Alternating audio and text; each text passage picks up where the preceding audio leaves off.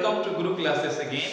तो दोस्तों आज हम लोग एक वर्ड डिस्कस करेंगे जिसका नाम है बियॉन्ड। बहुत सारे ऐसा वर्ड्स होते हैं, प्रीपोजिशन, कंजंक्शंस, जिसके बारे में कंफर्म मतलब अच्छे से पता नहीं होता है हमें। बहुत सारे बच्चे, स्पेशली मैं ट्यूशन पढ़ाता हूँ, बच्चे को कोचिंग भी पढ़ा रहा हूँ, तो वहाँ पे बहुत बच्चे जो है कंफ्यूज में रहते हैं। इसका इस्तेमाल बेसिक चीज़ है, तो बेसिक चीज़ को भी हमको बहुत तरीके से जानने का आवश्यक है, क्योंकि अगर हम लोग उसको प्रैक्टिस नहीं करेंगे, बार बार इस्तेमाल नहीं करेंगे, तो हम लोगों को प्रॉपर तरीके से नहीं आएगा, जानकारी नहीं होगा, because English is not our native language दोस्तों। तो देखते हैं, कोशिश करते हैं सीखने की कि कहाँ पे हम बियॉन्ड का इस्तेमाल करते हैं। देखिए,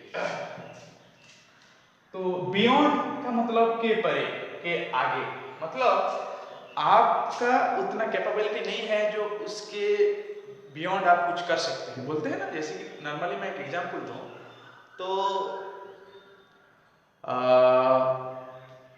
ट्रिग्नोमेट्री मेरे बॉस की बात नहीं है, मतलब beyond my imagination, beyond my strength, I can't do that.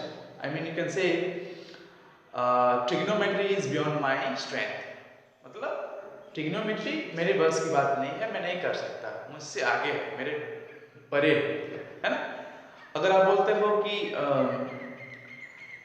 क्या आपको स्पोकन इंग्लिश आता है, I mean can you speak English, तो आप बोल सकते हो। अगर आपको नहीं आता है तो क्या बोलोगे?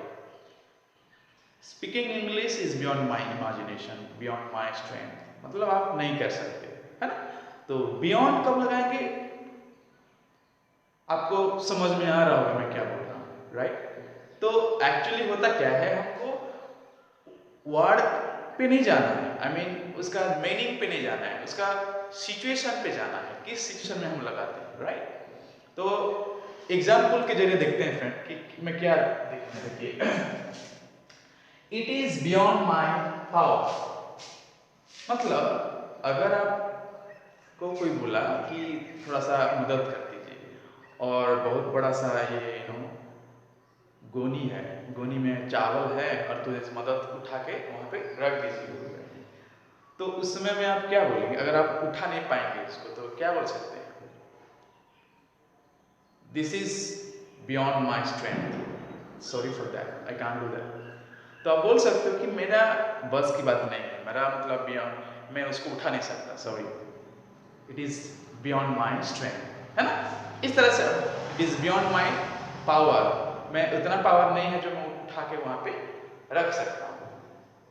अगर आपको बोलते हैं कि मुझे कंप्यूटर नहीं आता, राइट, तो कंप्यूटर टीचर नहीं आए हैं, तो थ्योरी क्लास होने वाला है, तो प्रिंसिपल सर बोले मुझे कि आप चल जाइए, थोड़ा सा मैनेज कर दीजिए, तो मैं बोलूँगा कि प्रिंसिपल सर को कि computer is beyond my strength, मेरा उतना नॉलेज नहीं है कंप्यूटर में जो जाके मैं मैनेज कर सकता हूँ, सॉरी सर, ऐसे आप बोल सकते हैं, है ना।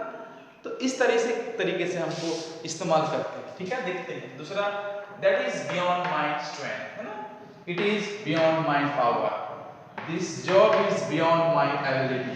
सपोज कोई जॉब है जो आप उसको जानकारी उतना नहीं है, आप नहीं कर सकते, कोई जॉब, कोई भी काम हो, नहीं कर सकते, तो आप क्या बोल सकते हो? That job is beyond my ability, उतना एबिलिटी नहीं है आप, तो कैसे करेंगे? सपोज प्रिंसिपल एक पोस्ट है, एक जॉब है, अगर आपको उतना एक्सपीरियंस नहीं है, उतना जानकारी नहीं है, तो आप कैसे मैनेज कर सकते हैं? There are so many thing to manage, right. बच्चे को देखो, टीचर को देखो, मैनेजमेंट में क्या हो रहा है देखो, द बॉस का देखो, अदर सो मेनी स्टफ, बहुत सारा चीज़ों को देखना पड़ता है एज ए प्रिंसिपल। तो अगर आपका स्ट्रेंथ उतना नहीं है, उतना एबिलिटी नहीं है, तो क्या बोलेंगे? Principal post is beyond my strength, है ना। Principal post is beyond my strength, yes I can do as a teacher, but I can not do that job like principal, okay. इस तरीके से आप सेंटेंस बनाते हैं फ्रेंड। आई होप आपको समझ में आ रहा होगा। देखिए दूसरा, I think this book is beyond his reach, इसका मतलब क्या है? कोई बुक है जो आप उसे समझ नहीं सकते, पढ़ नहीं सकते, आपसे परे हो, मतलब that book was difficult for you to read, तो that moment you can say that book is beyond my reach. तो उस बुक को आप नहीं पढ़ सकते बिकॉज वो थोड़ा सा एडवांस है, तो उस समय में आप बोल सकते हो, सपोज एक 5 क्लास का स्टूडेंट और 10th क्लास का हिस्ट्री बुक को पकड़ लेगा, समझेगा क्या वो? He cannot understand all the vocabulary power, all the strength, जितना जितना बड़ा बड़ा सेंटेंस रहता है वो समझ में नहीं आएगा। तो that moment he can say this book is beyond my reach, है ना?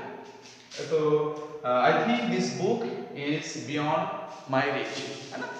This book is beyond my reach, मैं उस तक पहुंच नहीं पा सकता, मतलब मैं नहीं समझ सकता, नहीं कर, मतलब cannot read it, right?